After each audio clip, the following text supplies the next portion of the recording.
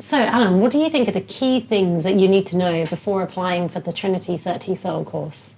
You consider your own goals and what you can do with this qualification. So, yes, in many countries and regions of the world, this is a required qualification, or the CELTA is the equivalent to the Trinity CertTESOL. It's kind of considered to be a bare minimum qualification, Yes, right? You at least need a CertTESOL or something equivalent, plus usually some other kinds of qualifications as well. Maybe, for example, a bachelor's degree. Yeah, and to be clear, that's talking about teaching English as a language. Yes. In some countries, this will be enough to get you into teaching other subjects in a school. For example, if they are using English as the medium of instruction.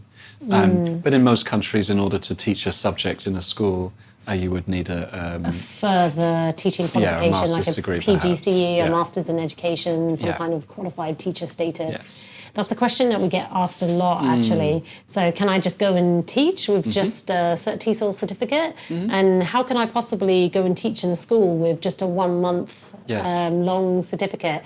So, I guess that answers that question, right? So you can, right? You can't teach in every school, you can't teach every subject, but you will be able to teach in language schools, and more especially in Asia, you'll be able to teach in secondary schools, primary schools, as somebody teaching English as a language, as a foreign language to them. So you wouldn't exactly be like an English subject teacher teaching maybe literacy or English language. What else can we consider before taking this course? I think one is also there are other courses to take as well, and which is the best one for you? Right, so that's another question we get asked all the time. So people will say, I noticed on your website you've got CertTESOL, you've got TESOL, you've got a 120-hour TEFL course. I'm really confused about which one I should take. So some people, they're trying to weigh out whether they should go straight for the TESOL, for example. And then for that, I would say if you don't have any background in teaching English as a second language, even if you do have a lot of experience in education, maybe in general, then I would say it's usually a good idea to go for the CertTESOL first, because it gives you that background and that foundation in actually applying some of these teaching skills for communicative language teaching in the classroom. So if you don't have any prior experience in that, I think it's always best to do the CertTESOL first. And there may be some situations where the 120-hour course is more suitable for you. For example, in some countries, I think in mainland China, for example, you can get a job with a 120-hour certificate. However, again, having the CertTESOL would give you a competitive advantage. Exactly, because of that assessed component, right? So every school institution that's worth its salt would know, okay, if someone's got the CertTESOL, they've had assessed teaching practice, they've had to submit assignments. So the 120-hour TEFL course is great if you want a really, really good, intensive and comprehensive introduction into TESOL, but you have to bear in mind that there's no face-to-face contact with a trainer. And although there is a quiz at the end of the course and you do get an e-certificate or e-credential, you won't necessarily have that certificate which shows you had interaction with a trainer, your assignments were assessed, and you actually did in-person teaching with a class of real students. Yes. And I think, so that teaching practice that you get on the CertTESOL is very important. Both for your own development as a teacher, you get to see what it's really like. You get to apply the information you've been learning and the theory. So it's great for you as well. But again, from the school's point of view, they know that you've already had this if small but very important classroom experience, and they know you've received feedback from tutors. And they can be a lot more confident, and you can be more confident that you can go into the classroom and start teaching quickly. Exactly. Can you foresee an example where you might prefer to take the 120-hour TEFL rather than the CertTESOL? I think if you're very set on a certain location that only requires that can be an option for you. I think also maybe you are already teaching in your own country. For example, maybe you have a teaching certificate in your own country and you work in a primary school or secondary school, and you would like to know more about TESOL. You'd like to maybe you've had a bit more practical experience having started teaching already, but you want more theoretical information and knowledge about TESOL. Specifically about TESOL, teaching English as a second language. And then it'd be very easy for you to apply it into your own teaching there. But I think for the majority of us who are wanting to go and teach in other countries, the CertTESOL is the qualification you need. Is the way to go, yeah. And I think something else that's really important to understand is, and we mentioned this a little bit already, is what do you do on the course, right? Like, because that's important to know in terms of thinking of it's for you. So the assessed teaching practice is a large part of the course. Yeah. And that involves teaching adult students. They're real people, they're real students. They're volunteer students. Yeah, so they understand that it's a training session, right? But I get asked that a lot. So teachers will feel worried. They say, oh, are these students paying to come to the lessons? Because I'm not a very good teacher. And I say to them, don't worry, they understand this is a training course. They're forgiving. They're very patient and forgiving, exactly. Yeah, but they are... by real students, I mean, they are genuinely learning English. Yeah, exactly, they are being placed at an appropriate level. And a lot of our students come very regularly, so they are used to the style of teaching that you're trained in. Exactly, and that helps a lot. So, as again, they're all adults, so you don't have to also worry about some of those classroom management behaviour issues. management ideas in young learners' classrooms. So that's a large part of the course. You also have a lot of input sessions, and those are live. Led by a trainer. Yeah, even if they're online, they're still live, led by trainers. You can with ask, classmates, you always have at least 6 to 10 other classmates on your course. Yeah, so you get the opportunity to ask questions and interact and explore in that way. And then there are other assignments as well. So, for example, you actually learn a new language on the course. Yeah. We will teach you some Irish or some Faroese or something that you don't know anything about. Yeah. And you get to have that experience as the learner. And I think that's a really powerful component of the course. Yeah. You watch the tutors teach, you analyse a learner. And come up with a plan for them.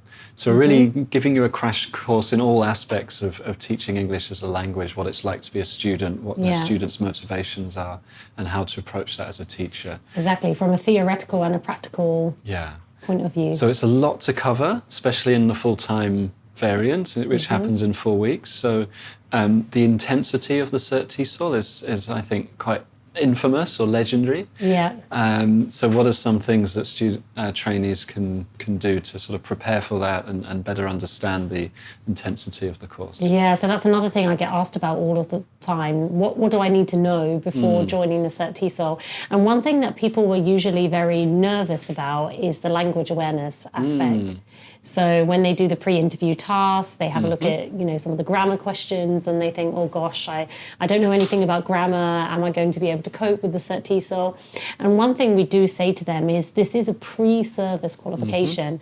And what that means is they don't actually have to have had any prior teaching experience in the TESOL field, and they don't necessarily have to have a very good language awareness yet. But at the same time, obviously language awareness is an important part of teaching English. So it is something that you could brush up on before you start the course. So brushing up on some grammar aspects, on phonology, and that way maybe you won't be too overwhelmed when you get into the course. So one way that we try to tackle that is by having an online starter course. So before you actually join the course, once you've signed up and you've paid your deposits and everything and you've had your interview, then we send you a link to the starter course, and then you can actually work your way through some modules on phonology, grammar, vocabulary, and then a little bit of an introduction about what the CertTESOL entails.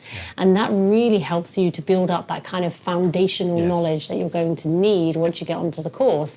Because once you get on the course, you're going to be so busy with teaching practice, lesson planning, writing assignments, that you're not necessarily going to have time to pour through grammar books and revise what is the future perfect continuous and that kind of thing. Like you say, by the end of the course, we also don't expect a sort of deep understanding of everything. Yeah. And as teachers, I think when we teach a certain grammar point, that's often when we learn it very well ourselves. Exactly. And after a year or 2 years, you'd expect an English teacher to really understand the key points that students encounter.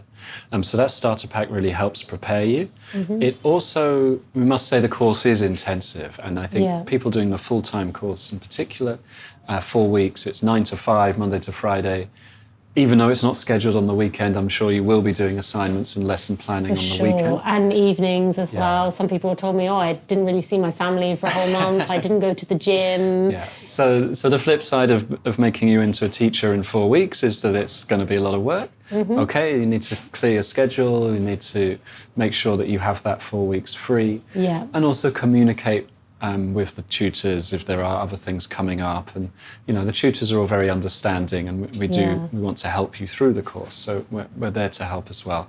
And we won't let people just sort of fall off the rails or fall behind. We're there to help. Yeah, so definitely. You get a lot of support. We're very experienced here running these kind of intensive courses. We know how it works. And I think a common experience for a lot of trainees is the first week is very overwhelming, all this information, new ideas, new assignments. But by the end of the second week, into the third week, things are starting to fit together. And a lot of what you're taught, say in the input sessions, will come up in assignments, will come up in your teaching practice, come up in teaching feedback, and everything sort of links together. So by the end of the course, you are a practicing teacher ready to go. Yeah, exactly. And you'll forget things along the way, and you'll get overwhelmed.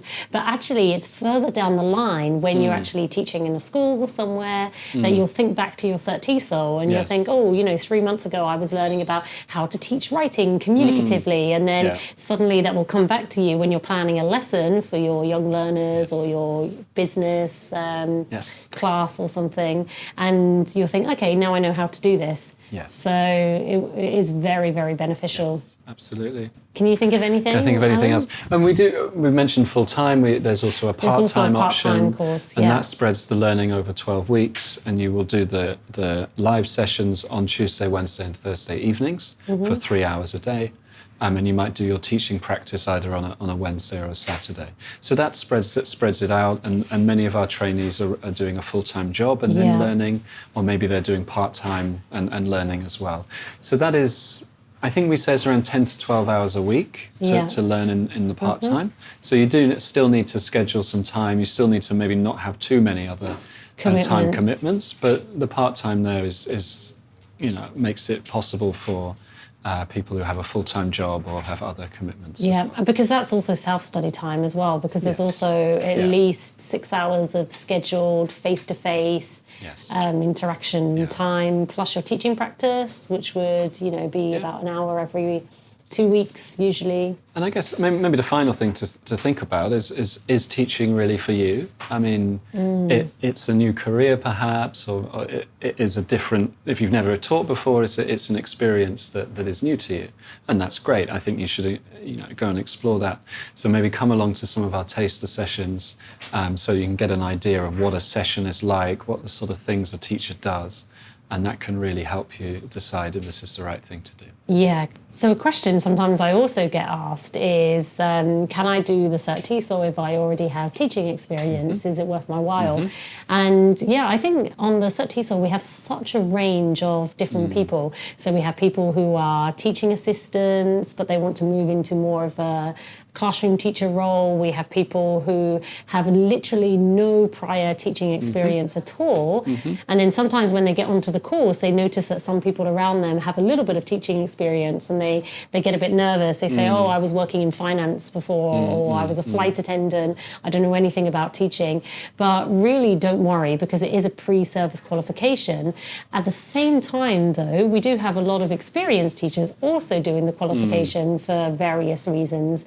Maybe they never did a qualification in teaching before, but they managed to get a job in teaching and they worked their way up through experience, but now they want to get a more formal qualification, maybe just to add to their CV, or they want to learn, new techniques or different ways of teaching English as a second language. So we really do have a wide variety of people on the course. So another question I often get asked is, English is not my first language, can I still apply for the course?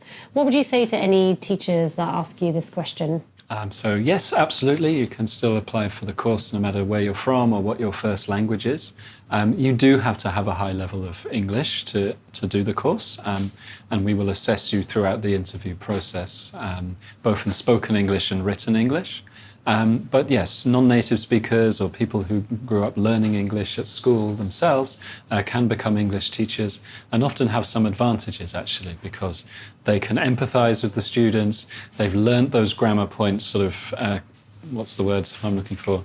They've learned it actively rather than this sort of as a first language. So they often actually have a little bit more language awareness than some of the native speaker trainees. Exactly. So you actually find that sometimes there's a 50-50 split on the course between non-native and native English speakers. Yes. And they have different advantages. As you said, a lot of the non-native speakers have a better grammar knowledge or a better language understanding. Also, if they speak the same L1 as the learners on the course, they can actually, as you mentioned, have more empathy with the learners because they know the kinds of pronunciation and grammar mistakes that the learner's going to make. Whereas, of course, if you are a native speaker, you probably have a better command of the language, but maybe you never studied the grammar or the linguistic side of the language. Yes, absolutely. So if you do want to apply for the course or want to give it a go, like what can people do? What's the first step they can take? So the first step would be to download the application form.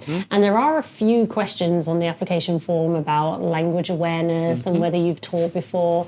But don't worry too much about those. You can go away and do some research about teaching methodologies or grammar points to help you answer the application form. Basically, it's to give us an indication of whether you might be suitable for the course in terms of your ability to research answers to some language-related questions, and then also, as you mentioned, we'll be looking at your actual language level in the application form too. And once we've taken a look at your application form, then we contact the potential trainee and set them up with an interview.